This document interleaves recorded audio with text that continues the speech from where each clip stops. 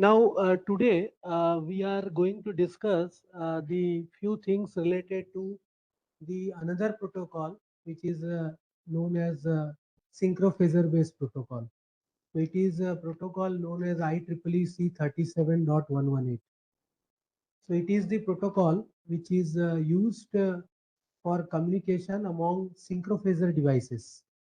So whenever you have any synchrophasor devices like PMU, phasor measurement unit, and PDC, phasor data concentrator. So then how the PMU will communicate with other PDC.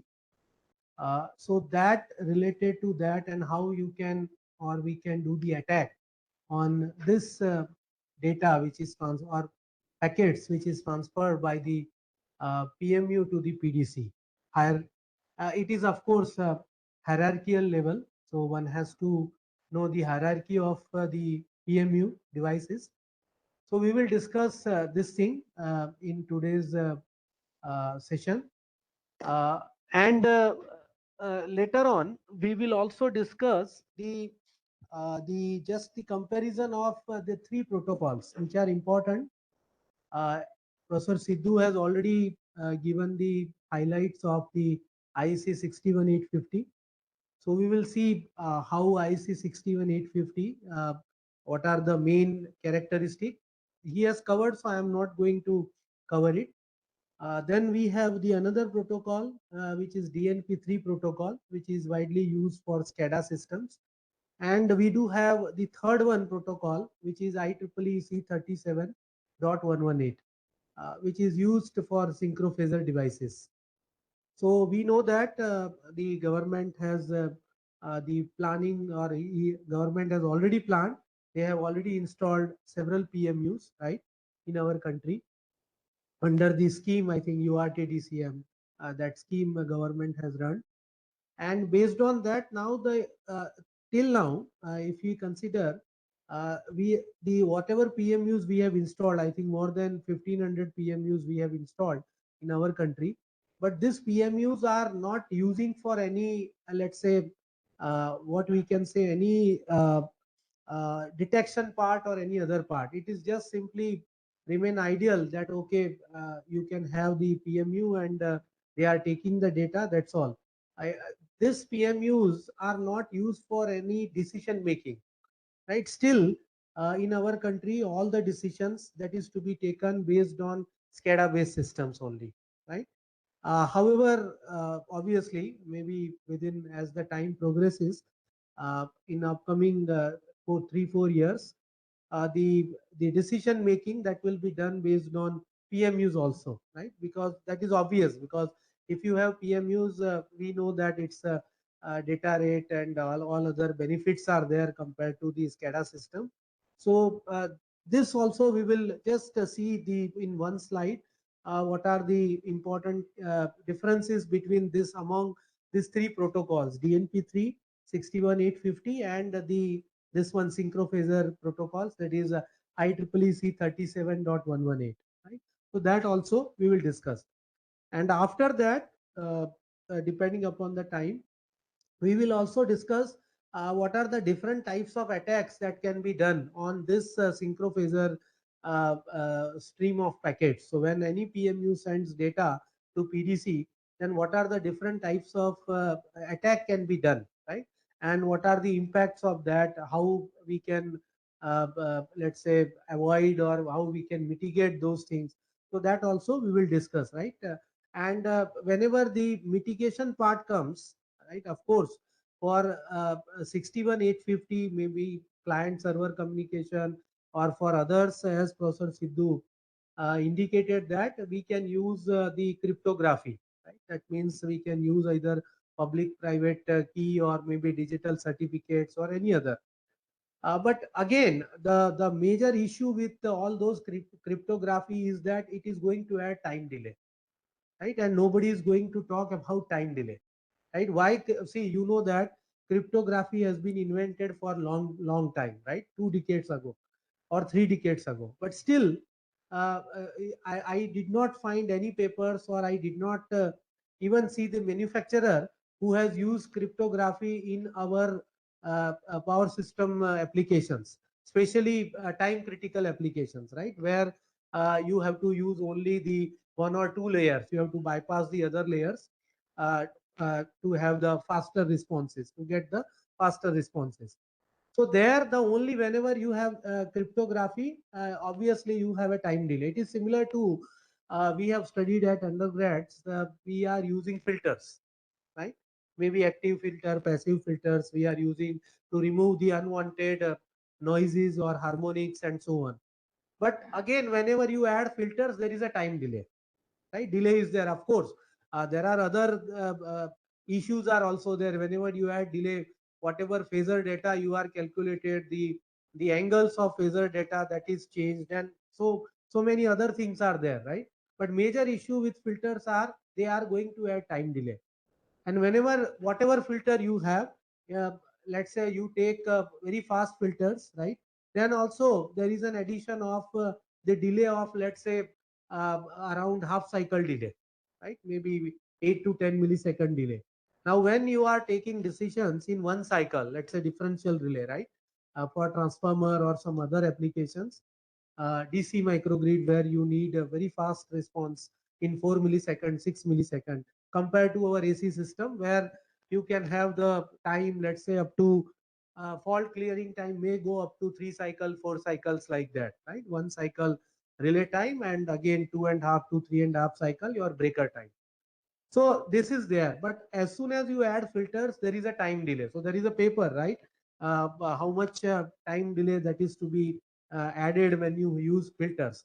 So same way, the papers that is there are also there related to cryptography. That whenever you add cryptography, how much time delay is there, right? And whether you are able to, let's say, correlate this time delay with your time critical applications or not. So that is the major aspect, right? So if you just consider the cyber,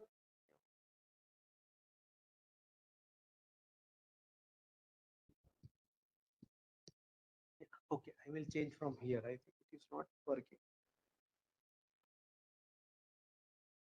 now. Okay, so if you just look at, just hurriedly, I will take not more than 5-10 minutes because this is already covered, right? Not this way, but some other way. So when you define any cyber physical system, it has two things. One is a physical system and another is your cyber system, right? And in physical system, you have the, let's say, some physical process is going on. We will see the example also. And then based in this physical process, you install some sensors, right? Maybe what type of sensors you install, it depends, right? Either infrared, IR, or any other sensors. So then they are going to take, or they are going to acquire the data. They take some, let's say, data acquired, and then they give it to your cyber physical system, right? Where the communication network is there, either wired or Wi-Fi. And then some algorithm is going to run here in your control center. Depending upon the output of the control, this algorithm, which is there in the control center, it will again pass this to the actuators. Actuators are the, let's say, some corrections required. It is a basically a closed loop system type of structure, right? Where you take the, let's say, error, and whatever error in the form of corrections are required, that again you pass on to the physical process, right? So this is more or less structure is there. Now the best example is our DC motor, right? Let's say my physical process is nothing but my DC motor, and I have some sensors installed, so I am taking data of DC motors. You can take voltage, current, speed, whatever it is, right? So let's say I am taking data of speed. Now this data that is passed on to my some algorithm which I have written through some network, right? Maybe wired or wireless, and whatever corrections are there, right? As per whatever algorithm you have written here, again you can pass on to the actuators. These actuators are nothing but it is going to control your motor drive, right? Basically speed, right? How you can correct the speed of motor, and accordingly it is this is going to adjust your speed. So this is the best example of our cyber physical system or network, right?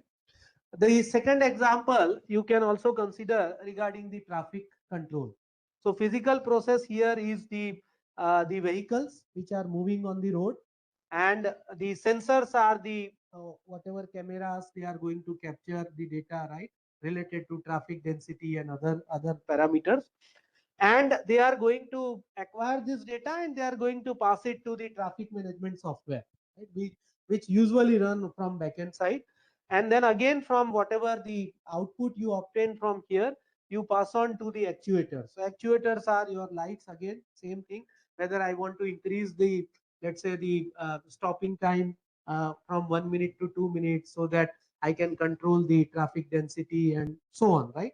So related to that, this is also the another example of cyber physical system. The third example, that is again the car manufacturing, automobile industry, that is widely used. That, let's say, my physical process is the assembly line, where I am several robots are there. They are going to, let's say, manufacture or fit, trying to fit the cars, various parts of the car, and then we have a sensors. Let's say we are going to, from sensors, they acquire the vision, force, temperature, radio frequency identification, and many things. And then they pass out to the, let's say, some algorithm, right, which runs from backend side. And this algorithm again going to give the signal based on that. And then here you have the, let's say, some guided vehicles are there, or they are going to have the, let's say, pass on the signal. Let's say this robotic arm has to move this much degree, or this much correction is required, and so on. So this is also the another example. Another example is our own body, right, whenever we want to measure the, let's say, blood pressure, then we usually, let's say, put the cuff of the device, right, a device known as sphygmomanometer, which measures the blood pressure. Of course we do have digital, this is not sphygmomanometer, but still doctors uses that analog one, right, which is more reliable than this one, right, this is not reliable. So then again they measure the blood pressure, and then they pass it to the device through some, let's say, communication medium, and then in the digital, let's say, your wristwatch, or in, let's say, in your mobile, you can watch it and you can take the corrective actions, right? But not using this digital meters, digital one. Okay. The thing is that the now if we consider the example of our power system network, then we have some, let's say, some network is there, maybe IEEE 14 bus or 30 bus or higher one, and you have installed several synchrophasor devices, let's say PMU, at different locations, and then they acquire the data, and then they pass on this data through some communication network to the higher level, higher hierarchical level. This is usually PMU will pass on the data to PDC usually, right? But here I have written some controller, right, for lab setup point of view, and then based on that they will give some action to the breaker which is installed. As Professor Sidhu indicated, there is a ready-made text for boost messaging. So you just write that code, and or maybe copy and paste it, and accordingly the command will be issued. So this is also the another example. Uh, Now this all this cyber physical network works on your OT side and IT side, right? There is a, but there is no clear cut demarcation. We cannot let's say differentiate or discriminate between OT side and IT side, because here on OT side you have the various devices, smart devices, like starting from merging unit, and let's say you have IEDs, you have PLCs, all devices are there. You have RTUs, smart meters are also there, and then there you have a control center. Of course, for within each substation you have your own let's say measurement or monitoring part. Let's say human machine interface is there locally, and then you have your main control center where all this data of different substations are gathered, and then you have the data exchange will take place, and your IT side people will monitor those data. So that will be there, right? That is the system. So this we you know very well, right, how this is done. Now before we just look at the what is the IEEE C37.118 standard, right? Uh, we must know that what is the payload capacity, how much data that is generated by all smart devices, right? For example, we have PMUs, we have, let's say, the other devices like smart meters, So how much data on per day basis this type of devices are going to generate. So this data payloads that comes under the again another area that is known as big data analytics. Right? That also is a big challenge where you installed any smart devices and you gather the data. Now what to do, how to handle those data, right? That is again a big challenge. So whatever data we do have, right, normally this data that is divided in two parts. The one type of data which are available from utility measurement infrastructure, right? Utility measurement infrastructure means whatever smart devices you put, let's say fault recorders or any other devices you put, whatever data are generated by those devices, those comes under the this measurement infrastructure. And the other category that is that does not fall under the this measurement infrastructure other than this. So if we just look at what are the data, let's say data fall under the first type of category of the measurement. So we have the first under the utility measurement infrastructure category, synchrophasor data. So whatever data that is generated by PMU, that comes under this, right? The second is the your, let's say, metering data, right, which is used for revenue generation and some other asset management and so many other things, right? So those data that also comes under this category. The third one, that is the data generated by transient recorder, mainly used for fault location purpose, right? So that the maintenance or engineer can send the person or lineman just go there and see what happens at this distances.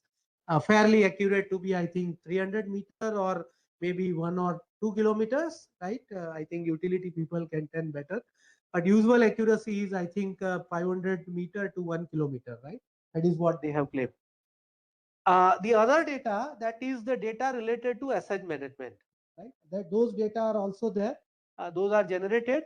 And the fifth one, that is the nameplate data and the some maintenance data which are entered by the utility person offline. So those, so these 5 different types of data that comes under the category of utility measurement infrastructure, right? Which are very essential. Now, some of the data, right, which are not essential, which falls under the second category, right? Those data are weather data, right? Because the weather data is also required very much.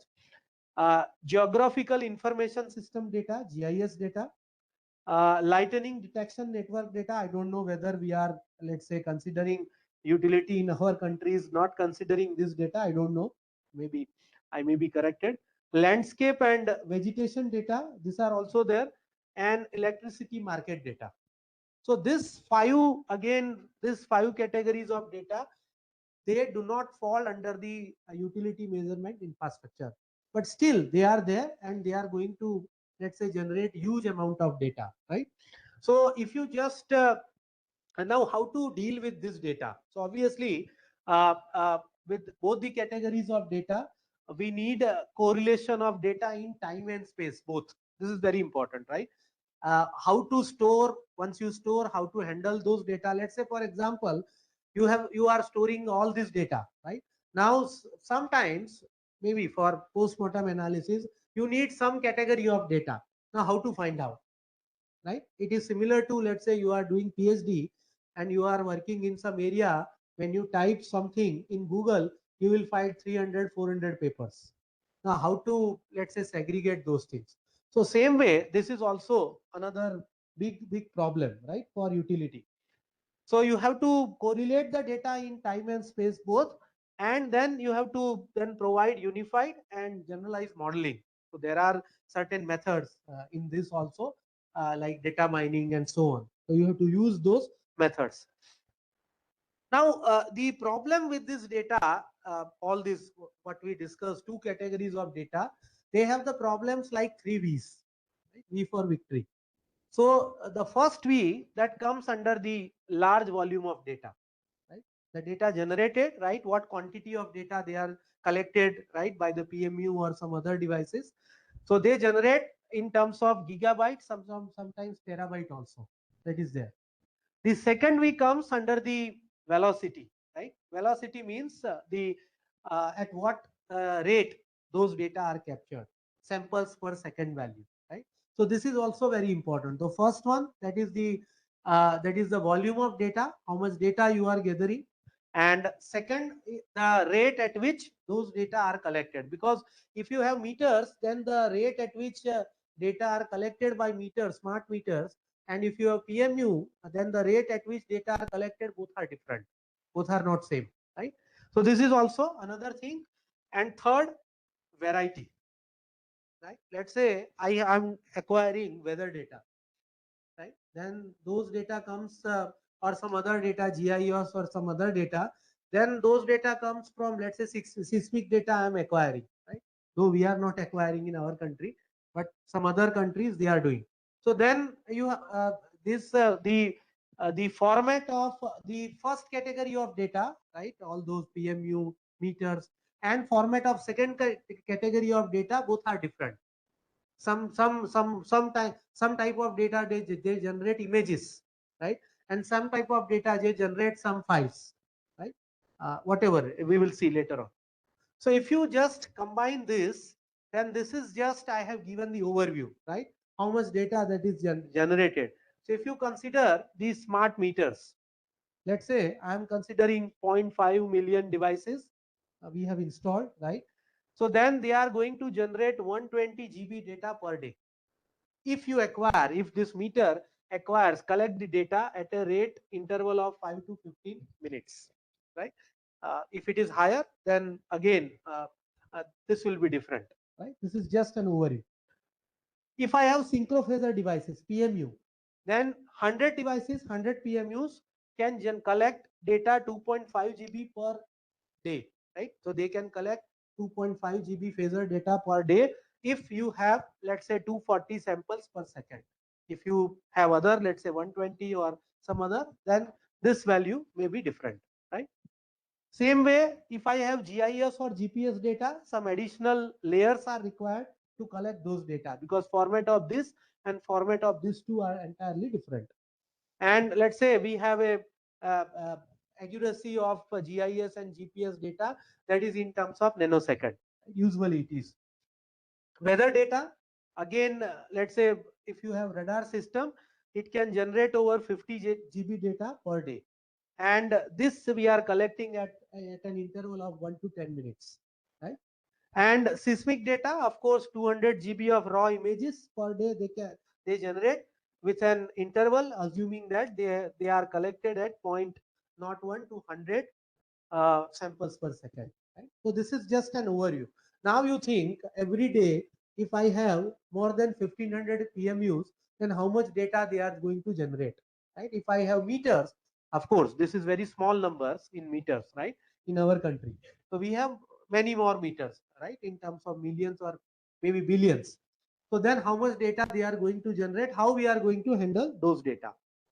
Okay, now regarding the just an overview that you have already, uh, Professor Sidhu already told about the IEC 61850, right? And he just talked about the DNP3 also.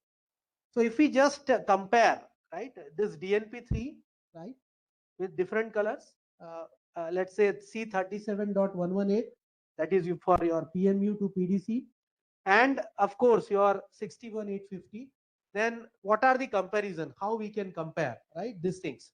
So if you just look at DNP3, then the major characteristic is that the slow rate is their slow rate, right? This DNP3, which is mainly used for SCADA systems, its data rate is very slow, right? Of the order of 0.1 to 0.2 hertz, maybe sometimes in minute also. So average latency you will get in the form of 100 millisecond to 2 seconds, right? That is there, always there. Inferior scalability, scalability is not proper, like you get here in 61850, as Professor Sidhu told. Uh, then you have a limited support for very large payload. If the volume of data that is very large, then DNP3 cannot handle those things, right? then in that case you need you have to fragment the data. That will again increase your latency and so on. And the data loss issues are also reported, right, in DNP3, right? And that is also because of when the volume of data that is very large. And the main point is this thing, last one. There is no end-to-end security, right? Cyber security aspect that is not covered in DNP3. Anybody can, any attacker can enter and just do the attack on this one, right? So that is also there. The second, let's say C37.118, which we are going to look at maybe after 10-15 minutes.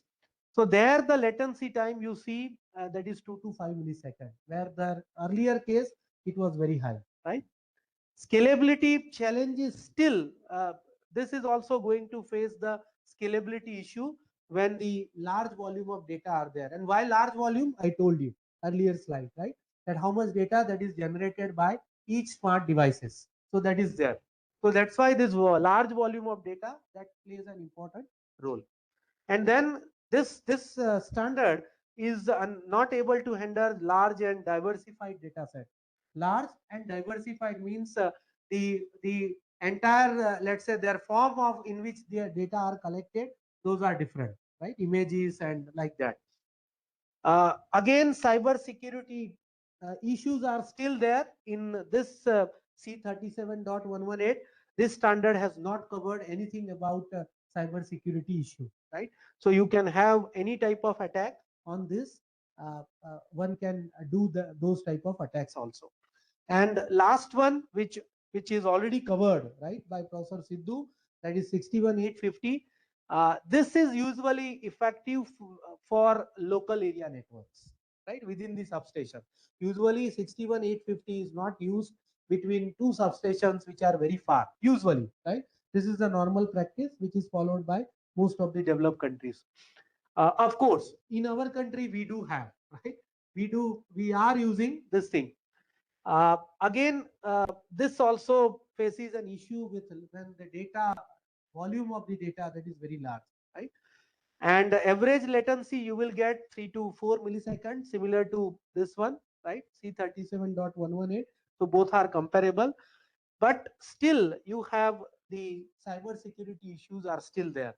And as Professor Sidhu covered, uh, other than this, again you have to go for 62335, right? For that you have to go in that case. Okay. Now regarding distribution side, right? If you consider the this what we talked about, all the earlier protocols, DNP3, C37.118, and the third one 61850. Those are used for at transmission level, usually EHV and UHV level. But if you just talk about the distribution side, then the scenario will be different, right? There you can see that of course the you can use wired or wireless communication, right? Those remain same, there is no issue. But here there is an issue, right? What you are going to cover here. So if you just look at, for example, right, maybe I'm not going to discuss all, very difficult, but just let's say IEEE 1850 field equipment, I have written here. This is the protocol oblique standards for utility side, and parallel to this, I have written here protocols and standard for consumers. So if utility is using, let's say, IEEE 1815, then consumer is going to use IEEE 2030.5, like that. If let's say utility is using IEC 61968, right? This is for demand side management or like that. Then consumer is going to use, let's say, OSIS or maybe some other similar compatible protocol, like that, right? So one-to-one matching is there. For example, if they are using Modbus, then you are going to use SCP, like that. So same way, for example, if we look at this two, right? Let's say IEEE 1815 and let's say IEEE 2030.5. So if you just look at this one, 1815 and 2030.5, 1815, it's a DNP3 based protocol again. So again you assume that it has a it has an issue with data rate, slow data rate, and latency is very high, right? So this is mainly used for communication between inverter based resources. So whenever you have any DER, and when they want inverter of that DER wants to communicate with other control center or some other device, smart devices, then this protocol that is used, right? And this type of protocol is also used in water and power flow meters. Water flow, anyway, in our country, water is not chargeable, right? Except maybe I think in one or two cities it is chargeable. I don't know. Otherwise, it is free of cost, right? But in developed countries, if you go, then like in Canada, this is chargeable, right? Water meter is there, and you cannot use water like we are using here in our country, right? You can use, but you have to pay the charges. And it is also used for communication among the distribution feeder devices, right? This is there. Now this is utility side. Now if you just look at on the consumer side, then they use IEEE 2030.5, right? So this protocol is also known as the SAP 2.0, right? So SAP means it is a smart energy profile, like that. So there are various versions of this SCP 1.0, SCP 2.0, like that. Now this on consumer side, these protocols are used either TCP/IP or HTTPS based on this, and it is going to establish the two-way communication between utility and various DERs. So like that, you can use utility can use this protocol. Then equivalently, consumer has to use the equivalent compatible protocol here also. So this is just an example, right? That if you have solar, battery energy storage system, EVs, or let's say smart meter, then they can send the data right to your energy management system, right? That is there. It is sometimes also known as CEMS, Central Energy Management System. So this is there. Same way, if you consider, let's say this example, right? This one, IEEE 61968. So then that also utility side, if you just look at, this is used for exchanging the information between the software application in DMS, right? So here in this case, data sharing that takes place among various DMS components, such as let's say for example, distribution network operation, asset management, customer support, like that. This is utility side.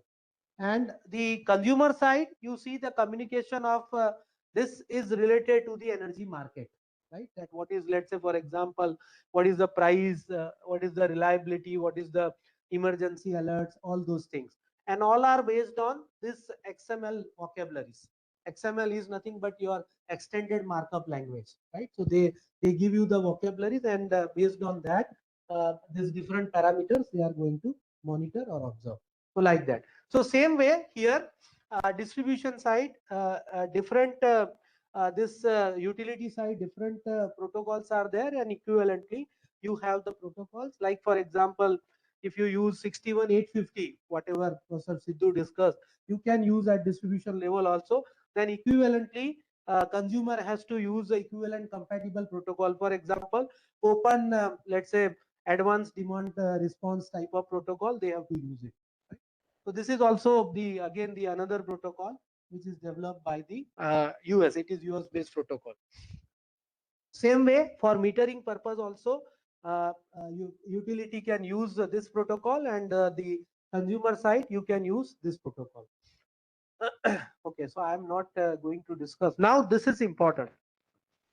So how to analyze this thing, right? Let's say we have some cyber attack, for example, right? Something happened. Now, how to analyze this? So there are two ways. The first is, for example, we analyze this type of attack or anything happened.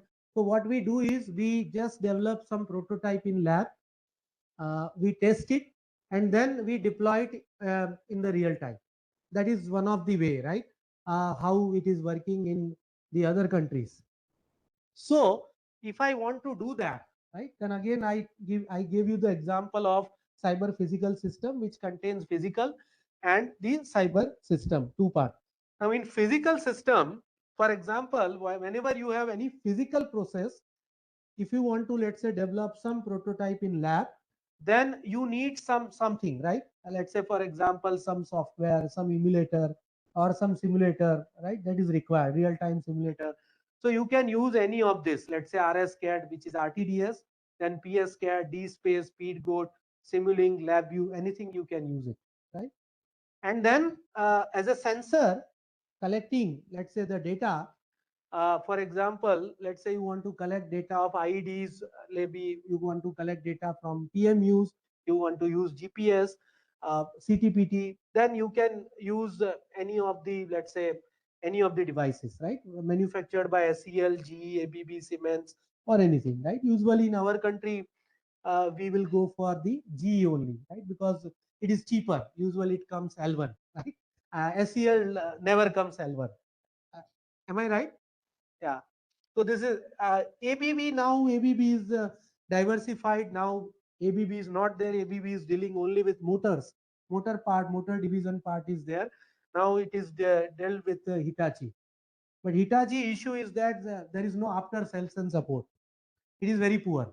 At least I observed in our, let's say, in campus, Hitachi has donated something, right? Even in front lawn side where we have a group photo, on right hand side there is a big inverter and setup which is donated by Hitachi, right? They have installed. They have a very good ceremony, right? Inaugural photograph, everything. But then he is not working till now, right? So after sales support, that is very poor of Hitachi.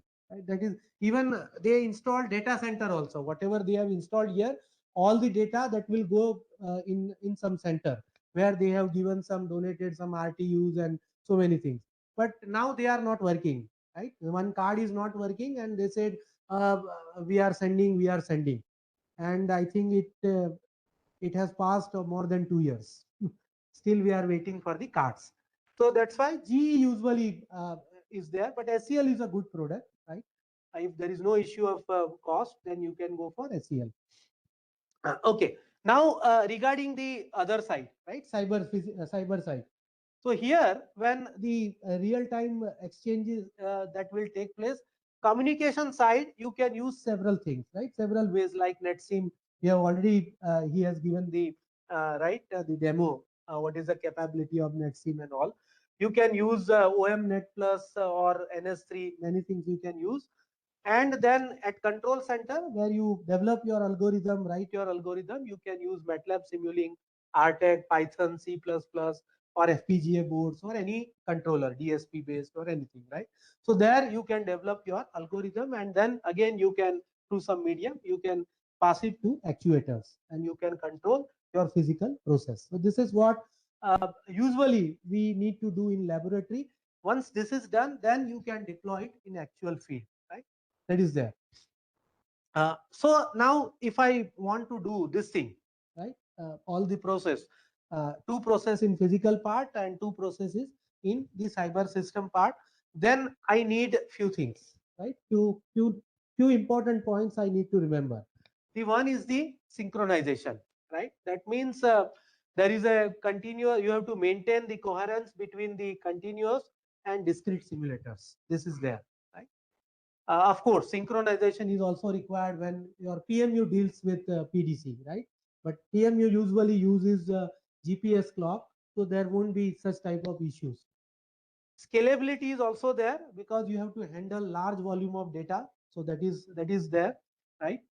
Uh, you have some constraints are also there. Mainly the latency related issues are there that you need to handle, right? When you have earlier flight type of setup in lab, and maybe when you deploy in the real time also. And then you have the interoperability issue, because anyone you have, let's say I'm not utilizing SEL based product, I'm utilizing G based, then my system should be such that it is capable to adapt all, right? So this type of interoperability, that is also there. Because earlier you remember when we started the use of MATLAB, roughly around 1990s, right? I don't know. Well, I started learning MATLAB in 1990s, 92 or like that. At that time, we used to run the MATLAB using, I think, 10 or 12 floppy disk, right? And if one is corrupted, then everything is gone. So there, right? At that time, MATLAB is not compatible with other softwares or like.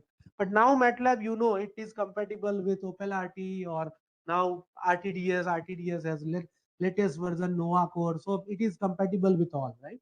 So that is there. And then finally, it comes the validation and verification. So that is slightly commercial issues are involved before you deploy into the real field. You need to go for several processes, prototyping and standardization and all those things. Okay, now before we just discuss the what is the IEEE C37.118, how it looks. This is just the I want to give you in 5 minutes what is the overview of PMU. What is that? So this is the diagram of generic PMU, right? How PMU looks like. So it is nothing but it is similar to ID, right? In ID also or relay also, you remember you have some let's say data you are going to acquire using CTPT or CT or CVT now, right?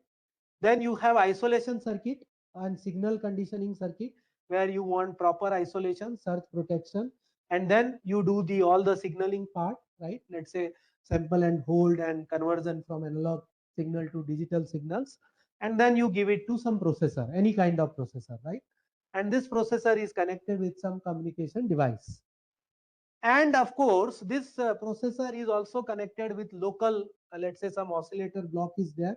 It is there in PMU, right? Because you want to, let's say, adjust the clock of PMU, right? Time stamping is required, then time stamping is done using this, right? Of course, some other process need to be followed, right? And then you have a receiver of GPS that is you have to install, and which gives you the second of century pulse, right? We will see later on what is the file structure of PMU. Now, if you just look at what is the hierarchy of PMU, where PMU need to send the data. So lower side, I have shown all the PMUs, right, with some storage capability. But PMU has very limited storage capability, right? PMU cannot store the data. What is the storage capability? Utility can tell, I think, better. Not more than, I think, 1 day, right? Every day they are going to overwrite the data. So what they are doing, right? In the substation where they have installed the PMU, because I visited one here PMU station in near Delhi, uh, NLDC. There, what they are doing some, let's say, important flag they are marking on PMUs. Let's say these are the events which are very important, and for those events we need data. So then they flag it. So whenever the overwriting of data takes place next day, then those data that is not overwritten, that remains as separately, right? So that is what they are doing. Now all the PMUs, see, the hierarchy of PMU is this hard line. The data always flows from downward to upward, right? This is dotted line is very rare, right? It is there only when there is something goes wrong on upper side, right? Otherwise, it is similar to your boss, right? Boss will never come to your office. You have to go to his office. It is similar to that. So all the PMU, they are going to send the data to PDC, phasor data concentrator. And if let's say your number of PMUs are, let's say, more than, let's say, 100, 200, 500, then you have one PDC is not sufficient. So then you have multiple PDC, and then you have super PDC also. That is also there. So this is the normal hierarchy of how the PMU is going to send the data. Now, if you just look at this is not required. Yeah. Okay. Now, what is the function of PDC? What the phasor data concentrator? What is his function, right? Which is very important. So all the data, right? Let's say, for example, usually it is usual practice that 8 to 10 PMUs are allocated to one PDC. So that PDC is going to collect all 8 to 10 PMUs data, right, at regular interval. So the function of the PDC is that it is going to assemble all the data, obviously assigned under that PDC from PMUs. It rejects bad data. So bad data rejection is already done, right? That algorithm is already there. I hope you have learned in undergrad or I think MTech level, bad data detection and rejection. So those algorithms already there inbuilt. It aligns time stamping is also done by PDC, right? So PMU never does timestamping. Timestamping is always done by PDC. And then it is also going to maintain the records of all the data so that if something goes wrong, if any postmortem analysis is required, then that can be done. Of course, it has some storage facility and all. I think that is not. Okay. Now, when the down, as I told you, upward flow is always there, right? Hierarchical. When the downward flow is possible, right? Reverse direction. So this is possible only in certain critical conditions. For example, some commands are required or issued by PDC to specific PMU, right? That you are not performing wrong or this is wrong, like that. And if your PDC wants to have access the data in particular form, right, then the downward or reverse direction that is possible. Otherwise, it is always upward. Now, whenever PMU, let's say, sends the data in the form of packets using this C37.118 to PDC, then two things are very important, right? One is what is the capacity of the channel, right? What medium you are using. Usually, it is measured in kilobytes or megabytes per second, right? Usually. And second is the latency. Latency you can define as it is defined as the time lag between the time at which data is generated or created and the time at which it is available, right, for desired application. So when PMU creates the data and when it is available to PDC, that difference is nothing but the latency time, right? So these two are very important points.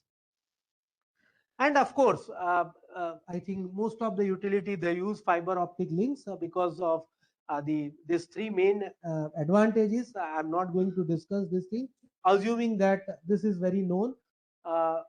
Its capacity is good, high data transfer rate, and this fiber optics is immune against any type of interferences like electromagnetic or maybe radio also. This is how the fiber optic cables are, let's say, installed. Maybe you can install the fiber bundle in ground wire, that you can do. This is your transmission tower. You can also, let's say, install here also, right, a fire bundle separately, and the other way you can install at the ground level. So there are various ways, right? I don't know which method that is used in by utility in India. I don't know. You can tell me, right? This first one, I think, right? This is the common one. Yeah. Okay. Now, C37, right? How it works. So when we consider the any PMU, right, which is going to send the data in the form of packets to PDC, then you have to consider the protocol, specific protocol. They are also doing encryption. It is by default. So whenever PMU sends data, they never send data like as it is, right? They encrypt it and they send it. So by default, this encryption and decryption is already there between PMU and PDC. So PMU sends the packet in encrypted form, and then whenever it is available to PDC, PDC has to decrypt it. But anyone can decrypt it, right? It's a very small algorithm. Anyone can write it. And uh, the other thing which is very important, ordering of the data. It is always not like that PMU is going to send the data first is, let's say, first is time stamping, then you have voltage, current. It is not like that. Ordering can be changed, right? So it is up to the PDC that how in which form PDC wants those data. uh, the easiest way to communicate, earlier when we installed the PMU, the communication was done using RS-232. Now it is not used, right? Of course, it is up to us that whether we will go for TCP or we will go for UDP, right? It depends. Of course, you can use the internet protocol also, right, for some of the functions. That is also there. Okay. Now, yeah, just standardization part. What we learned till now, that we are using C37.118, which was given in 2005, right? Which was given in 2005, where PMU can send the data to PDC. But later on, it was amended in 2011, same C37.118.1. And later on in 2018, this was not there. Now what is existing is 60255, right? So now IEEE C37.118 is not there. Now you can have the protocol which is like this, right? This one. And this is same, right? The maybe this is more much more higher functionality than earlier two ones, right? As let's say Professor Sidhu told that 62335 is much more, let's say, higher capabilities than uh, uh, your earlier version, right? IEC 61850. Same way for this also, this is much more powerful, have many, let's say, dot one, dot two, many things are there, different capabilities it is going to cover. Now, what is the file structure of this PMU? How the PMU is going to send the data? What is in what form, right?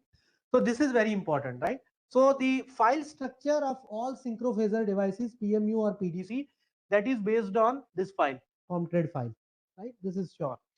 So this is the file for transient data collection and dissemination, which is very commonly used. It is used by even fault recorders also, right?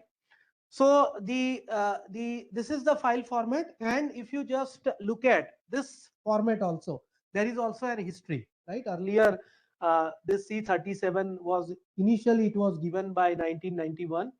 Then later on in 99 it was amended, and then again in 2013 it was amended, and this file format is now adopted by 60255, right? Latest version. Okay, now what are the files, right? Whenever PMU sends the data, how many files are there? So usually it contains four types of files. One is the header files, another is the configuration files, third is the data files, and fourth is the command file, right? So if we just look at the first one, header file, then this file is readable by humans, right? We can easily read it. It is not encrypted. This file is basically used to share any kind of data which is produced with the customer, right? That okay, this is the data we have produced during, let's say, a commissioning or testing part. This we are giving it to you. So whatever the user or customer who purchase PMU, they can read this file, right? They can have the access of this. The second file is configuration file. So configuration file, it is a machine readable file with specific format. Which format? Again SCL. As Professor Sidhu told yesterday in IEC 61850, right? So that is there. So same format. So this gives information related to the interpretation of data contained in the files. What is the data? What is the time stamping? What is the first row, second row, third row, right? All those things. Whether you are having voltage values, VA, VB, VC, whether you have sequence components also, V0, V1, V2, you have current phasors, IA, IB, IC, or I0, I1, I2, or frequency or rate of change of frequency, right? So all those data, that is information that is available in this file. Then you have the third data file, right? So this is also machine readable with again same format SCL, and this contains the let's say output of PMU. Right? You know what is the PMU? It's a device where you give continuous value, acquire the data, right, from ADC or some other sensors. You give it, and then output of PMU, that is nothing but what is there? That is your phasor value, right? So I hope all are aware of that, how the PMU is going to calculate the phasor value, right? So I am not going in that detail. I hope you are all aware. What they do is that, let's say you have the, for example, three currents, IA, IB, IC, right? These currents are instantaneous currents. You acquire from, let's say, your sensors or ADC will acquire it, and then you convert it in digital form, right? And then you give it to the PMU input, and PMU do some algorithm is there, right, inside the PMU, and the output side what they give, let's say, IA angle phi A, IB angle phi B, IC angle phi C. So magnitude and angle part, that is nothing but your phasor value, right? Polar form or rectangular form, maybe whatever form you desire. So inside this PMU, they do the phasor estimation. They run the phasor estimation algorithm, and you know, you are well aware of phasor estimation algorithm. you can use the discrete Fourier transform, you can use cosine transform, you can use let's say LES, least error square technique, or you can use Kalman filtering, or maybe anything else, right?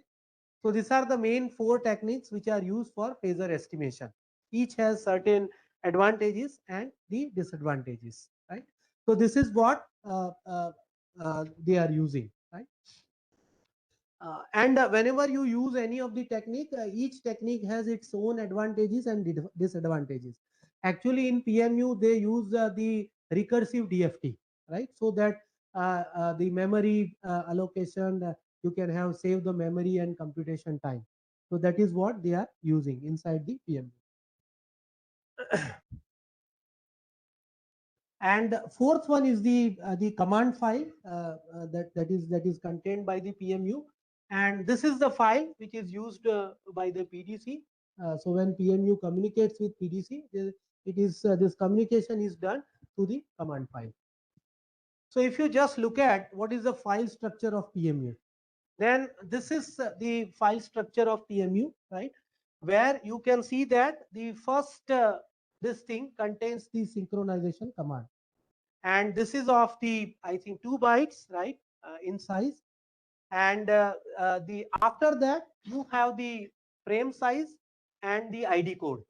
So frame size that contains the total length of the data, right? Whether you want currents, voltage, frequency, rate of change of frequency, depending upon that, this changes. And then you have ID code. So physical ID code is there, IP address, you can say, that is there.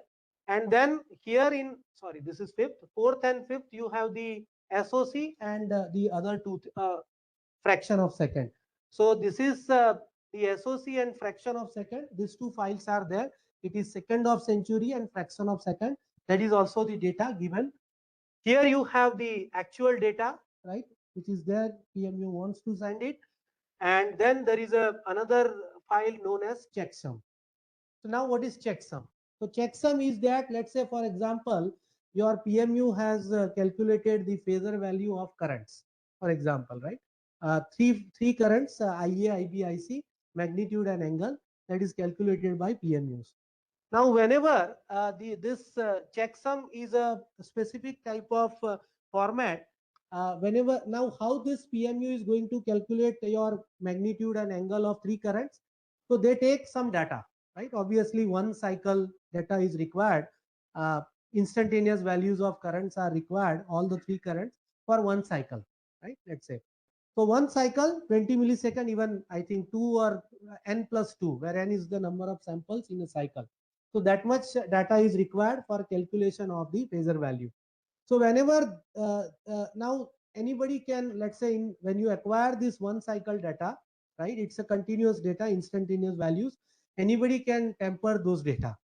So if you have temper those data, then this checksum is going to have the summation of those data.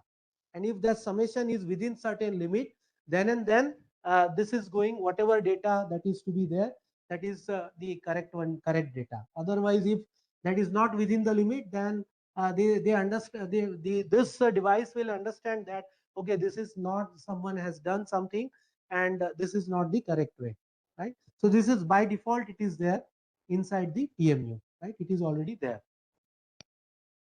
Okay, so I think I stop here, and I will continue tomorrow. Maybe further, what is the setup we have in this lab, right? And other attacks which we have done. So that I will continue tomorrow. Any questions?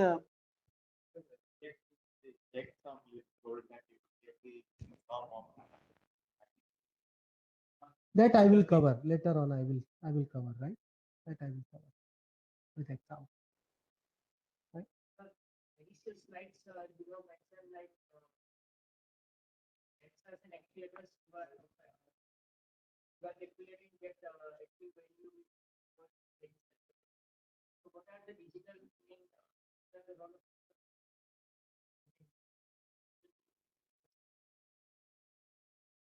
yeah, we can, but I have not seen. Maybe Professor Sidhu can tell whether it is already implemented or not. I asked.